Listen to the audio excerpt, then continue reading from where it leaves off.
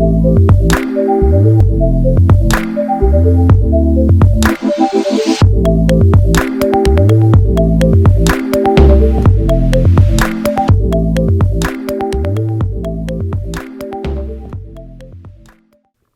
باللہ من الشیطان الرجیم بسم اللہ الرحمن الرحیم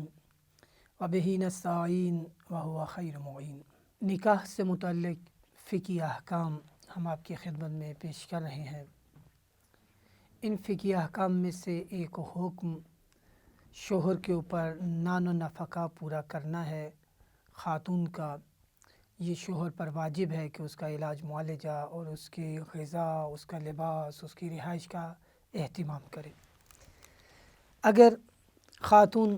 شوہر کی جنسی لذات کے حصول میں رکاوٹ بنے اور اس کی خواہش پوری نہ کرے تو فرمایا گیا ہے کہ اس صورت میں روٹی، کپڑا، مکان یعنی نان و نفقہ کی ذمہ داری پھر شوہر کے سر پہ اور اس کے کاندھوں پر نہیں رہتی۔ ممکن ہے خاتون شوہر ہی کے گھر میں رہ رہی ہو لیکن اس کو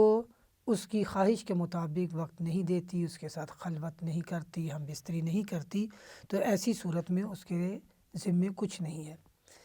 فرمایا گیا ہے کہ اگر کبھی کبھار اجازت دیتی ہے تو مستقل یا ہر وقت جب وہ شوہر چاہے نہیں ٹائم دیتی،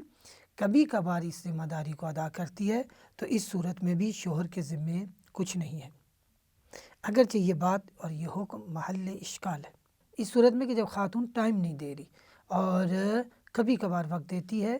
تو آغا سیستانی کے نزدیک مہر جو ہے وہ کل عدم نہیں ہوتا، مہر اس کا اپنی جگہ پر برقرار ہے۔ مرد کو یہ حق نہیں کہ بیوی کو گھریلو خدمت پر مجبور کرے۔ انسان اجتماعی زندگی جب گزار رہا ہوتا ہے تو ساری باتیں فقہی احکام کی تناظر میں ادا کرنا مشکل ہو جاتا ہے۔ یہ فقہی احکام جو ہے وہ یوں کہا جائے کہ جو واجب ترین چیزیں ہیں وہ بتائی گئی ہیں کہ انسان محرمات سے بچے، کہ بہت ضروری ہے جہاں سے بچنا اس کے لیے محرمات کی صورت میں بیان دی ہے، اور جن کا ادا کرنا بہت ضروری ہے اس کو واجب کے طور پر بیان کیا جاتا ہے۔ تو یہاں یہ فرمایا گیا ہے کہ اگرچہ مرد کو یہ حق نہیں ہے کہ بیوی کو گھریلو خدمت پر مجبور کرے، فقہی اعتبار سے وہ مجبور نہیں کر سکتا۔ خاتون کے اوپر کپڑے استری کرنا، کپڑے دھونا، گھر کی صفائی کرنا، کھانا پکانا اور حتیٰ کہ بچے کو دودھ پلانا یہ اس پر فقہی اعتبار سے واجب نہیں ہے۔ تو یہ اس لیے بیان کیا جاتا ہے کہ بعض چیزیں ہیں جو اخلاقی طور پر واجبات میں سے ہیں، بعض چیزیں ہیں کہ جو انسان کی اجتماعیات میں اس کے واجبات ہیں اور اخلاقی طور پر اس کے اوپر وہ ذمہ داری آ جاتی ہے۔ تو بعض شوہر یہ ہوتے ہیں کہ اگر کھانا صحیح نہیں پکا تو اس پر بیوی پہ تشدد کر دیں گے، اس پہ سختی کریں گے۔ اگر اس کو بر وقت کپڑے دھلے نہیں ملے، کپڑے صحیح استری ہوئے نہیں ملے، یا اور اس کی ضروریات کا کہیں اگر خیال نہیں رکھا گیا یا خیال رکھنے میں کمی آئی ہے، کوتاہی ہوئی ہے، تو مرد فوری تشدد پر اتر آتے ہیں، قطعاً اجازت نہیں ہے۔ یہ جو واجبات تک بیان کیا گیا ہے اور یہ بھی کہا گیا ہے کہ خاتون پر یہ چیزیں واجب نہیں ہے، تو جب شوہر کو یہ شعور ہو اور اس کو یہ پتہ ہو کہ یہ خاتون پر واجب نہیں ہے، یہ اس کے پیار میں یا اس کی محبت میں یا اپنے ایک تقسیم کار میں اور اپنی ایک اخلاقی ذمہ داری سمجھتے ہوئے یہ ان چیزوں کو ادا کرتی ہے، تو اگر کبھی ادا نہیں کرتی تو اس کے اوپر بلا وجہ تشدد نہیں کر سکتے، سختی نہیں کر سکتے۔ اس کو بنیاد بنا کر وہ اس کے حقوق اور جو اس کی طرف سے اس شوہر پر واجبات آتے ہیں اس سے وہ کنارہ کشی نہیں کر سکتا اور اس سے وہ فرار نہیں کر سکتا مرد۔ تو گھر کے جتنے بھی کام ہیں اگر خاتون اس کے اوپر معاوضہ مانگتی ہے، یہاں تک کہ بچے کو دودھ پلانے پر بھی اگر وہ معاوضہ مانگتی ہے تو وہ معاوضہ لے سکتی ہے۔ بس یہ پیش نظر رہے کہ یہ مسئلہ انتہائی اہم ہے اور ہمارے معاشروں کے اندر بہت سارا بگاڑ اس کی وجہ سے پیدا ہوتا ہے۔ سمجھتے ہیں کہ ہم خاتون کو بیاہ کر اور اپنے شریک سفر کو بیاہ کر نہیں لائے بلکہ ایک کوئی خادمہ لے آئے ہیں یا کوئی کنیز اور لونڈی خرید لائے ہیں کہ جو اب ان کی زر خرید ہو گئی ہے اور اس کے ساتھ منفی رویے شروع ہو جاتے ہیں، تو قطعاً یہ جائز نہیں ہے۔ یا انہی چیزوں کو بنیاد بنا کر خاتون کے اوپر بلا وجہ اس کا دائرہ تنگ کیا جاتا ہے اور اس کے اوپر اور اس کے خاندان اور گھر والوں کے اوپر ایک دباؤ ڈالا جاتا ہے اور انسان اپنے لیے پھر چور راستے ڈھونڈتا ہے۔ تو فقہ نے اجازت نہیں دی۔ ہاں، اس کو بنیاد بنا کر خاتون بھی بلا وجہ کام چور نہ ہو جائے، اپنے اخلاق کو نہ بگاڑ لے، اور اس مسئلے کو، فقہی مسئلے کو بنیاد بنا کر وہ اپنی اخلاقی ذمہ داریوں کو ادا کرنے سے وہ فرار نہ کرے، تاکہ دونوں طرفین، مرد بھی اور خاتون بھی، ایک دوسرے کے ساتھ جو شریعت نے کم سے کم بنیادیں بتائی ہیں ان کو بھی ادا کریں، اور اس سے بڑھ کر بھی اپنا ایک دوسرے کے ساتھ اخلاقی ذمہ داریوں کو بھی ادا کریں۔ قرآن یہ ارشاد فرماتا ہے کہ الا تحبون ان یغفر اللہ لکم، کیا تم یہ نہیں چاہتے کہ اللہ تمہیں معاف کر دے؟ تو اگر تم یہ چاہتے ہو کہ اللہ تمہیں معاف کر دے تو تمہارے لیے بھی ضروری ہے کہ تم بھی عفو و درگزر سے کام لو، تم اللہ کے بندوں کو معاف کر دو، اللہ تمہیں معاف کر دے گا۔ تو ہم یہ وضاحت صرف اس لیے کر رہے ہیں کہ معاشرے کے حساس ترین معاملات میں سے ایک یہ فقہی مسئلہ ہے۔ بعض اس مسئلے کو نہ جانتے ہوئے غلط راستے پر چلے جاتے ہیں، اور بعض لوگ اس مسئلے کو جانتے ہوئے اس مسئلے کو غلط رنگ میں پیش کرتے ہیں اور غلط یعنی سوء استفادہ کرتے ہیں اس سے۔ بیوی کے سفر کے اخراجات وطن میں رہنے کے اخراجات سے زیادہ ہوں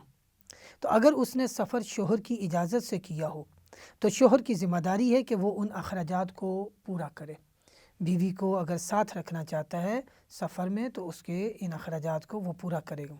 لیکن اگر وہ سفر گاڑی یا جہاز وغیرہ کے ذریعے ہو تو کرائے اور سفر کے دوسرے ضروری اخراجات کی وہ خود ذمہ دار ہے۔ ایک حد تک شوہر ادا کر سکتا ہے، اور باقی اگر وہ زیادہ راحت اور آرام کے ساتھ سفر کرنا چاہتی ہے اور اضافی ضروریات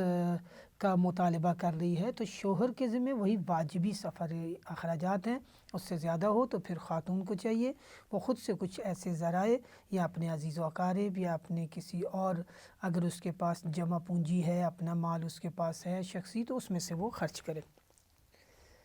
تو فرماتے ہیں کہ اگر اس طرح راحت و آرام والا سفر جہاز ہے یا دیگر وہ کرنا چاہے تو اس کے جو ضروری اخراجات ہیں وہ خود اپنے ذمہ لے۔ اور اگر شوہر یہ چاہ رہا ہے کہ ہر صورت میں بیوی کو اپنے ساتھ رکھے اور اپنے ساتھ لے جائے تو جیسا وہ خود سفر کر رہا ہے وہ اس کو بھی اسی طرح اپنے ساتھ سفر پر لے جائے گا، اور اس کے ضروری اخراجات سفری جو ہے وہ خود برداشت کرے گا۔ جس عورت کا خرچ اس کے شوہر کے ذمے ہو اور شوہر اسے خرچ نہ دے تو وہ اپنا خرچ شوہر کی اجازت کے بغیر اس کے مال سے لے سکتی ہے، اور شوہر کو حق نہیں ہے کہ اس کو ڈانٹے۔ ہاں، اس میں احتیاط کی ضرورت ہے، خدا نخواستہ اس کے اوپر چوری کا الزام نہ لگائے اور خاتون بھی ضرورت سے زیادہ پیسے اٹھا لے، ہیرا پھیری شروع کر دے، دھوکہ دہی، فراڈ، جھوٹ، ان چکروں میں نہ پڑ جائے۔ جو خاتون کے واجبی اخراجات تھے ان واجبی اخراجات اگر شوہر پر واجب تھے اور وہ ادا نہیں کر رہا اور اس کی رسائی اور دسترس ہے تو وہ شوہر سے اس کی اجازت کے بغیر لے سکتی ہے۔ اگر نہیں لے سکتی اور مجبور ہو کہ اپنی معاش کا خود بندوبست کرے اور شکایت کرنے کے لیے حاکم شرع تک اس کی رسائی نہ ہو تاکہ وہ اس کے شوہر کو اگرچہ قید ہی کیوں نہ کرنا پڑے، یعنی زبردستی اس سے خرچہ لے کر اس کو دے اور اس کو خرچ دینے پر مجبور کرے، تو جس وقت وہ اپنی معاش کا بندوبست کرنے میں مشغول ہو اس وقت شوہر کی اطاعت اس پر واجب نہیں ہے۔ یعنی جب وہ اپنا اسی رزق کے حصول میں مشغول ہے تو اس وقت شوہر کی اطاعت اس پر واجب نہیں ہے، لیکن کلی طور پر شوہر کی اجازت اور اس کی اطاعت خاتون کے اوپر واجب ہے۔ شوہر کے بارے میں کہا گیا الرجال قوامون علی النساء کہ مرد قیم ہیں ان خواتین کے، اور اس کی ایک درجہ فضیلت ہے ان کے اوپر، اور قرآن نے یہ ارشاد فرمایا کہ اس کی وجہ یہ ہے کہ بیما انفقوا، کیونکہ یہ انفاق کرتے ہیں، یہ محنت مزدوری کریں گے اور اپنی صلاحیتوں کو رزق حلال کے حصول کے لیے صرف کریں گے تاکہ ان ذمہ داریوں کو احسن طور پر انجام دے سکیں۔ اگر کسی مرد کی مثلاً 2 بیویاں ہوں اور وہ ان میں سے ایک کے پاس ایک رات رہے تو اس پر واجب ہے کہ 4 راتوں میں سے کوئی ایک رات دوسری کے پاس بھی گزارے، 4 راتوں سے زیادہ وہ جدائی اختیار نہ کرے۔ اگر 2 بیویاں ہیں اور 2 بیویوں میں سے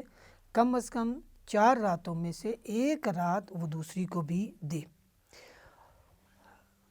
اور اس صورت کے علاوہ عورت کے پاس رہنا اس کے اوپر واجب نہیں ہے، یعنی 4 راتوں میں سے 1 رات اس کے لیے ادا کرنا، اس کے پاس رہنا ضروری ہے۔ ہاں یہ لازم ہے کہ اس کے پاس رہنا بالکل ہی ترک نہ کر دے،